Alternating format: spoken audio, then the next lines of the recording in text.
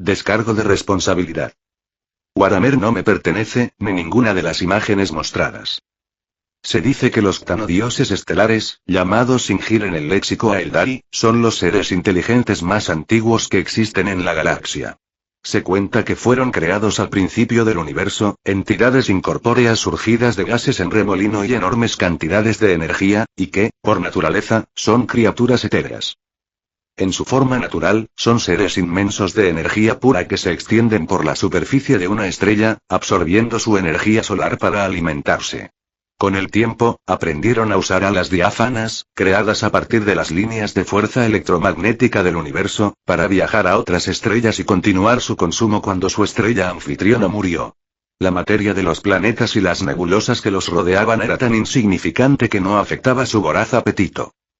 Son capaces de interactuar con el mundo físico gracias a la tecnología de los Necrontyr, que transfirió sus conciencias a cuerpos robóticos que se asemejaban a los de las antiguas deidades de la cultura Necrontyr, hechas del metal viviente llamado necrodermis. Los Ktan utilizaron el odio de los Necrontyr hacia la antigua especie conocida como los ancestrales para obtener la energía más apetitosa que emitían los seres vivos, la cual llegaron a anhelar. Los Ktan odian la disformidad y sus energías psíquicas, aunque ansían las energías vitales de los seres orgánicos, y obligaron a los Necrones a construir una serie de pilones de piedra negra en el planeta Cadia y otros planetas de varios sectores del Segmentum Obscurum. Una vez terminadas, estas construcciones tenían como objetivo aislar completamente la disformidad del universo material, destruyendo por completo a cualquier criatura viviente con un alma unida a la disformidad, y dejando el resto de la vida en la galaxia como alimento para los Ktan.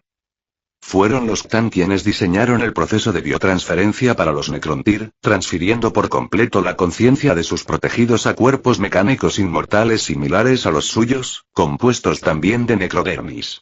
Sin embargo, este proceso también transformó a los Necrontyr en los Necrones, seres sin alma que tienen dificultades para disfrutar de nada y que jamás podrán disfrutar plenamente de su inmortalidad. Tras el fin de la guerra celestial contra los antiguos, los Necrones, liderados por el rey silencioso Starek, se rebelaron con éxito contra sus dioses estelares Ktan. Los Ktan que sobrevivieron a la revuelta fueron fragmentados en pedazos conocidos como fragmentos Ktan, que eran más fáciles de contener y aprisionar dentro de los arcanos dispositivos Necrones llamados laberintos Tesseracto. En la actualidad, dado que la mayoría de los Necrones comenzaron a despertar del gran sueño en el 41 milenio, estos fragmentos de Ktan se despliegan cuando es necesario como las armas más poderosas de las dinastías Necron en el campo de batalla. Sin embargo, siempre existe la posibilidad de que los Ktan prisioneros escapen de sus captores. Entonces, se vengarán terriblemente tanto de sus captores como de los inocentes y o eso se decía. A Xion lo único que le interesaba de esta historia, era que los Ktan, efectivamente, lograron apoderarse de varios aspectos de la realidad, al igual que hicieron los dioses del caos en la disformidad. Por eso, Xion ahora pretendía arrebatarles ese dominio, y como los Ktan estaban divididos en trozos, tampoco era que pudieran oponer demasiada resistencia. Xion dio un paso y desapareció del trono dorado, para aparecer en Marte, donde dormía un fragmento Ktan, del llamado dragón del vacío, que tomó y moldeó para convertirlo en parte de su propio cuerpo, convirtiéndole en un esqueleto para él, y asimilando todos sus conocimientos. Esta vez, el asimilar la mente de su objetivo, no le dio su poder, pues este fragmento era un fragmento de realidad, no era algo intangible, como el alma, y no podía tomar su control, como hizo con la disformidad.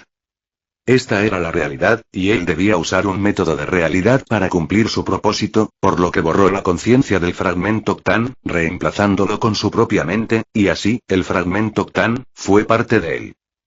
Xion no se quedó a saludar, y dio otro paso, apareciendo al otro lado de la galaxia, en un mundo móvil, que se escondía en un espacio transdimensional. Enfrente de Xion, estaba lo que parecía un esqueleto metálico, al que se conocía como Trazyn el Infinito, un Necron, cuyo pasatiempo era robar todo lo que le pareciera de su agrado. ¿El emperador de la humanidad?, preguntó Trazyn con tono calmado, desde un trono metálico. Xion asintió. Tengo una oferta para ti.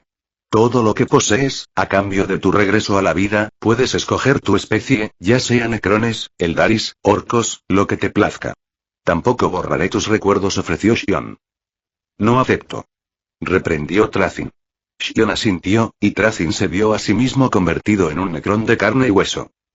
Entonces míralo como un castigo, dijo Xion, y Krazin lo miró con ira, luego sonrió, pero acto seguido, lo miró con espanto. Sí, dejar este cuerpo ya no es una opción para ti, Krazin el Infinito. Bienvenido de regreso a la mortalidad, te sugiero no hacer locuras o acabarás muerto, con lo que tu alma caerá en mis manos, y para purgar tus muchos crímenes en la disformidad y volver a nacer, te llevará siglos, con lo cabeza dura que eres, quizás estés allí por milenios, aconsejó Xion, antes de mandarle a un planeta lejano. Xion no se había olvidado de copiar todos sus recuerdos y conocimientos, por lo que sonrió, y enfrente de él, apareció un fragmento de su alma que el bastardo había robado, y los fragmentos Tan que poseía. Xion se unió con su alma capturada, y asimiló los demás fragmentos Tan.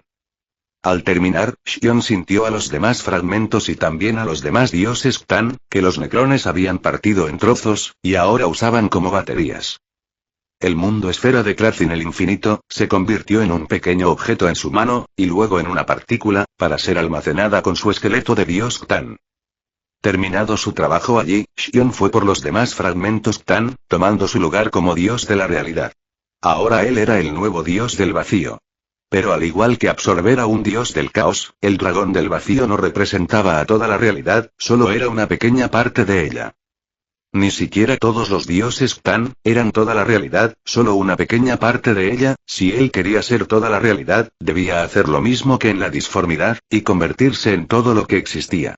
Eso sería de locos, y en realidad, solo hacía esto para deshacerse de los Tan, pues ella era un dios multiversal, y los Tan eran basura de ombligo a sus ojos, al igual que los dioses del caos. Por otro lado, este universo era un tesoro increíble, porque era el primer universo donde él estaba, que algo como la disformidad estaba presente.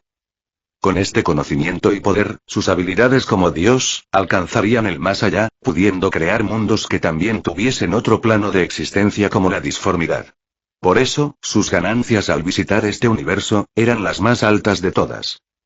El siguiente paso de Xion, fue presentarse ante la asamblea de señores necrones, y pescar al rey silente del cuello, para convertirle en un necrontir, al tiempo que le despojaba de todos los fragmentos Tan que usaba para potenciar su propio poder. Entre este necrón y el emperador de la humanidad, Xion no sabría decir quién de los dos era más fuerte. Xion dejó al rey silente en el suelo, y ocupó su trono, silenciando e inmovilizando a los demás.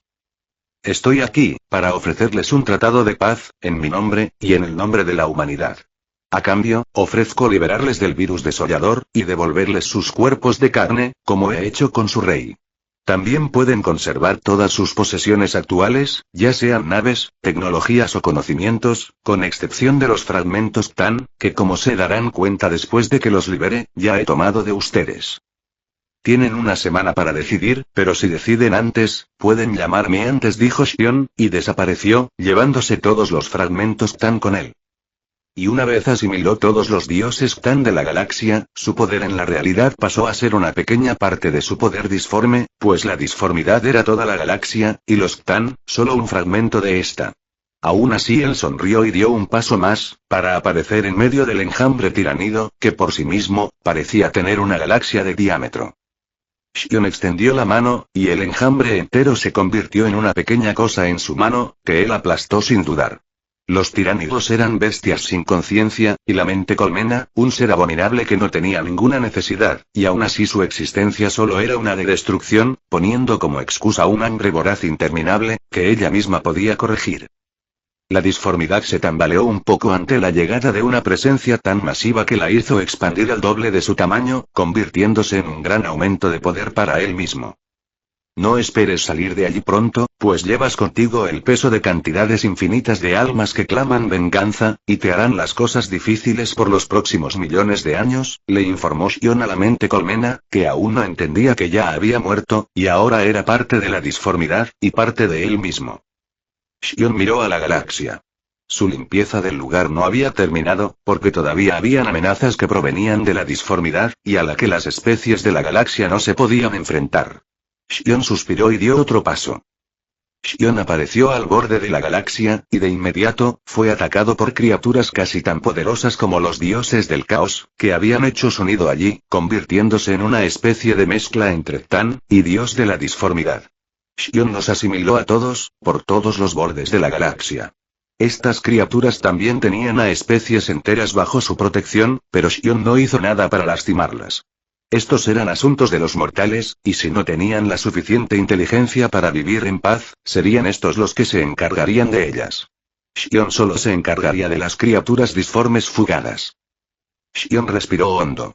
Con la disformidad bajo su control, los Ktan bajo su control, y las entidades disformes en la realidad controladas, todas las amenazas cósmicas fueron resueltas. Ahora era el momento de resolver algunas deudas.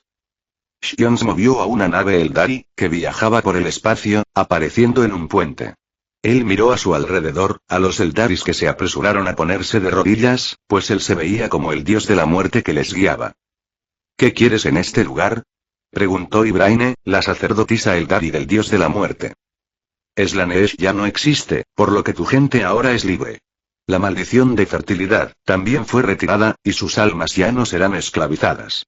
Lleva este mensaje a todos los Eldari, y a los Eldar oscuros, diles que si no se arrepienten y cambian su camino, no interferiré en su destrucción, advirtió Xion, y desapareció del lugar.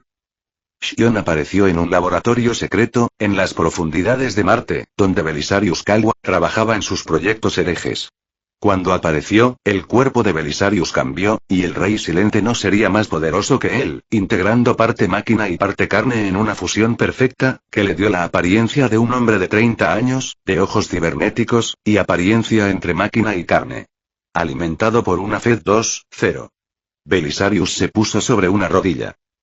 Dios máquina, es mi honor poder ver tu sagrada presencia. Y Xion sintió ganas de darle una bofetada, pero se limitó a levantarle.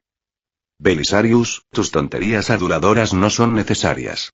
Desde hoy, serás el nuevo Omnisciama, y te he escogido porque tienes una visión clara de la realidad, y un genuino amor por el conocimiento. También deseas convertirte en el gobernante del Mechanicus, y eso me parece apropiado, pues la otra cabeza del imperio, ya tiene a Guilliman como líder, y el Mechanicus necesita a alguien que les saque un poco las ideas locas que tienen en la cabeza.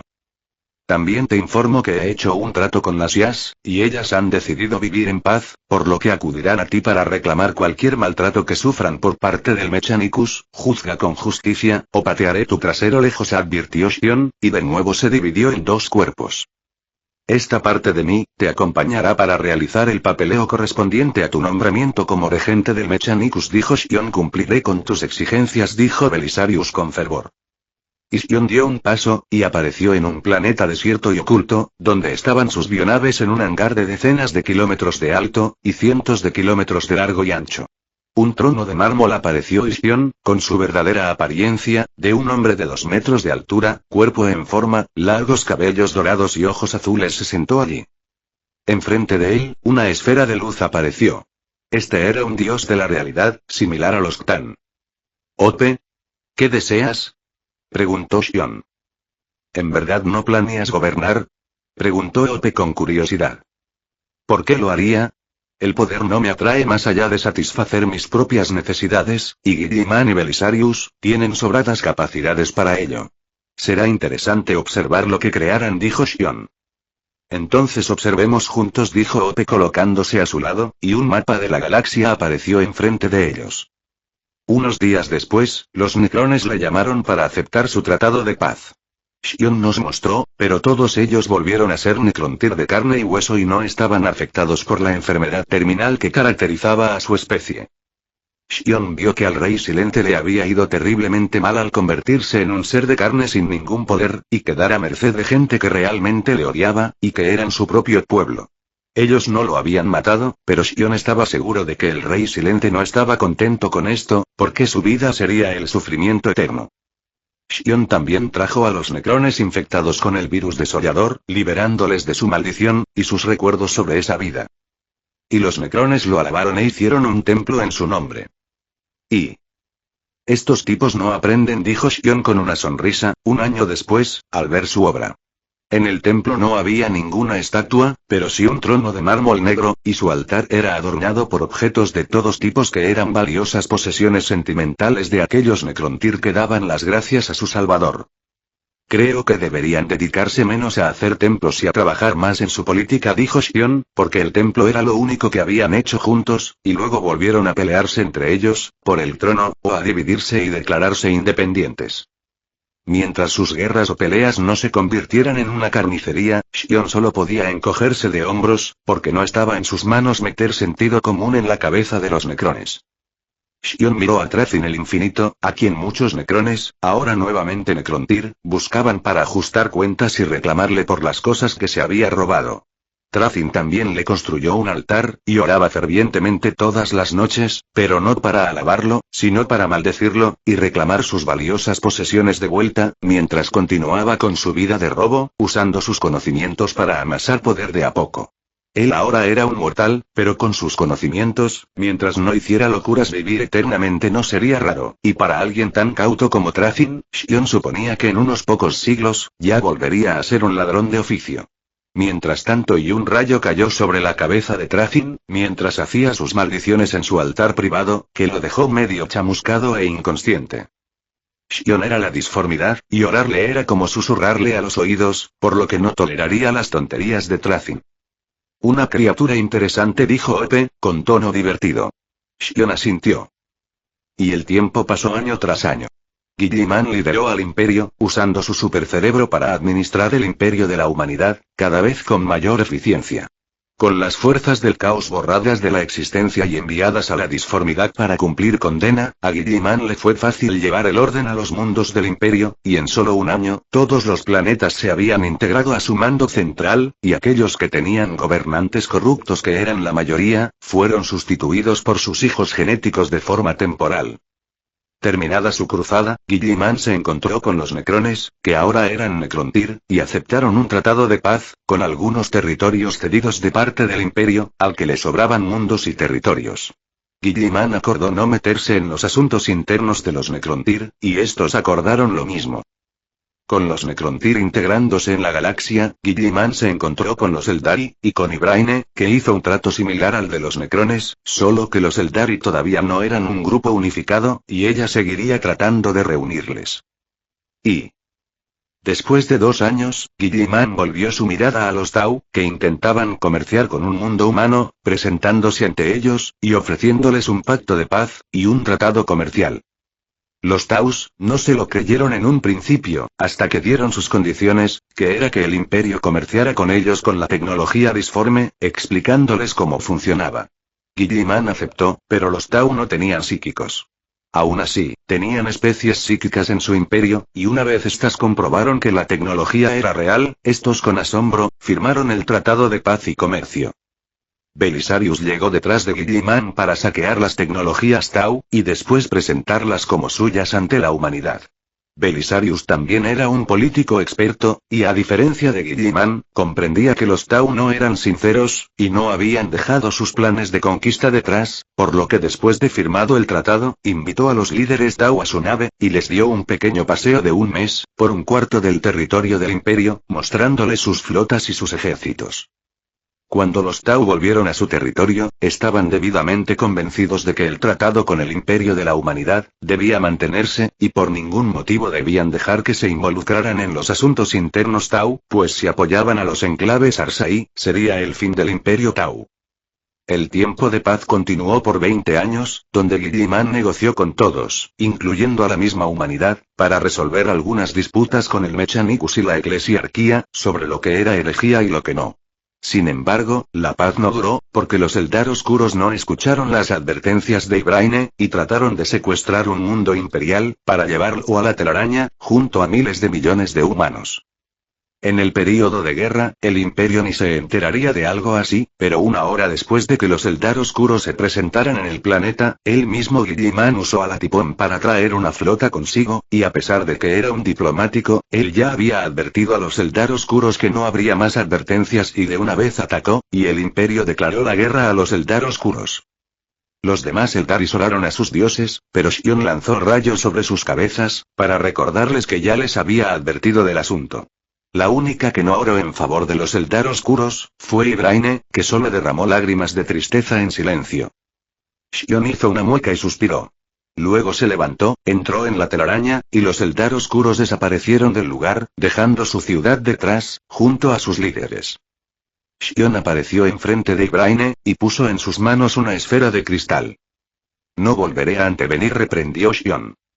Braine recibió la esfera, y en su mente apareció el conocimiento sobre cómo usarla para liberar a los Eldar dentro de ella. Mi señor, me encargaré de ellos, dijo Braine. Xion desapareció. Al volver a su trono, Ope se rió. Ellos no serán tan fáciles de manejar, dijo señalando la flota orca de miles de millones de naves, dirigidas por Gazkul Magurut Traka, que al fin había unificado a todos los imperios orcos que quería y ahora se preparaba a librar su guerra legendaria, por voluntad de sus dioses, Gorko y Morko. Guilliman ya los tenía vigilado y les había advertido, pero ellos no hicieron caso. Por lo que ahora Belisarius y él, preparaban la flota imperial. Xion observó la situación mientras los orcos llegaban a un sistema imperial fortificado, en busca de una gran guerra, liderados por su gran caudillo, y Guilliman se apresuraba a evacuar a todos, usando a la Tipón. Cuando los orcos llegaron al planeta, la Tipón desaparecía por el lado contrario, y los servidores se encargaban de abrir fuego. Los orcos creían que tenían su guerra, pero en el sol, Belisarius terminaba una operación, y también se marchaba. Unos 10 minutos después de que la nave de Belisarius salió del sistema, el sol se convirtió en una supernova, y los orcos brillaron como nunca antes en el universo. El gran caudillo murió en la supernova y en su primer ataque al imperio, que tuvo la gloria de liderar. Con su muerte, la flota orca entró en guerra consigo misma, mientras era casada por la flota imperial, y la Tipón comandada por Guilliman. La guerra no terminó allí, y después de eliminar los restos de la flota del legendario caudillo orco, la flota imperial invadió el imperio orco en el sector Sharagon.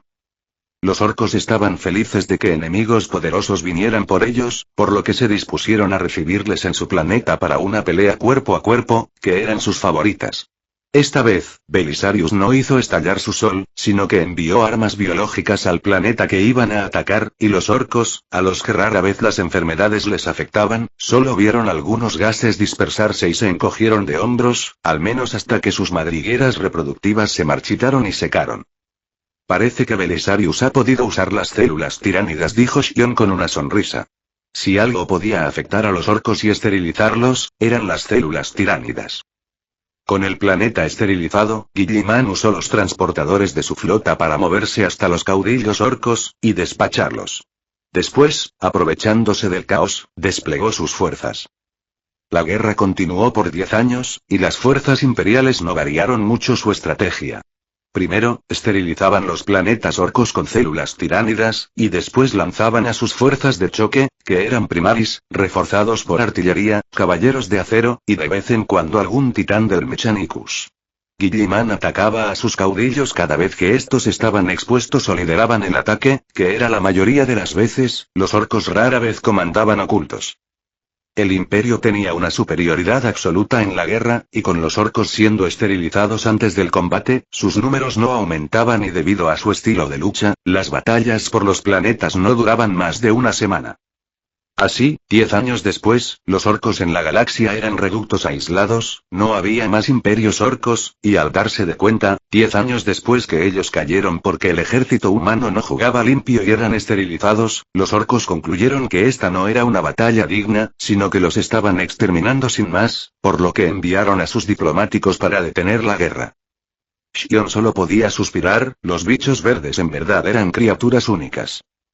Con la última especie hostil cuyas fuerzas eran significativas, aceptando firmar un tratado de paz, Guilliman reinó sin más problemas que pequeñas escaramuzas internas y algunos xenos, que de vez en cuando alborotaban el avispero, sin saber dónde se estaban metiendo, pero una flota de 100.000 naves de la flota de defensa y 50 capítulos de Primaris, se encargaban de hacerles saber la inmensidad de la galaxia, y a devolverlos a sus planetas en paz.